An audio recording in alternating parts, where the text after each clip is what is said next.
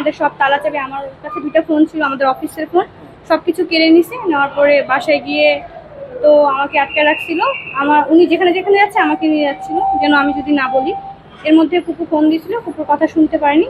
পরে আমাকে আটকায় রাখার পরে উনি আরো লোকজন আসলো। আসার পরে আমাদের এক এক করে সব লোককে নিচে নিয়ে গেছে।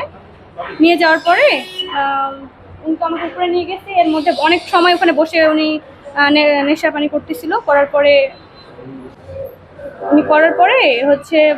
তার মধ্যে তো পুলিশ টুলিশ চলে আসছে। আসার পরে আমার সামনে আমাকে ধরছে। আর আমার হাতে হ্যান্ডকাপ বাজছিল, মানে বাপি আমার হ্যান্ডকাপ দিয়ে হাত বেঁধে রাখছিল, আমাকে সামনে রাখছিল। সামনে রাখার পর এর মধ্যে তো পুলিশ চলে গেছে, সামনে গিয়ে লাথি মারছে। উনি আমাকে সামনে রাখছে, যার কারণে ওরা গুলি করছে। মানে আমার জন্য ওরা গুলি করতে পারেনি পুলিশরা, নাহলে গুলি লেগে যেত।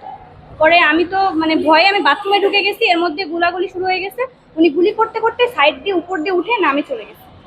বলার বলতে আমি যখন সকালে আমারে শরীফ সাহেবের বউ ফোন দিল যে ভাই গেটমেটগুলি তালা দিয়ে দেন, বাজারে লোকজন ঢুকলে পারে সে আবার এটা ক্ষয়ক্ষতি হবো। তা আমি তখন আসি দিই যে কোনো লোকজন নাই। হ্যাঁ, তারপরে আমি যখন এই জায়গায় আসলাম, আইলে পরে যে পুলিশ আইলো, পুলিশের লগে লগে আমি আবার উপরে গেলাম। উপরে যাওয়ার পরে গেটটা খুলে দেওয়ার পরে এরা ভিতরে ঢুকলে পারে গুলিরা জ্বললো 4টা।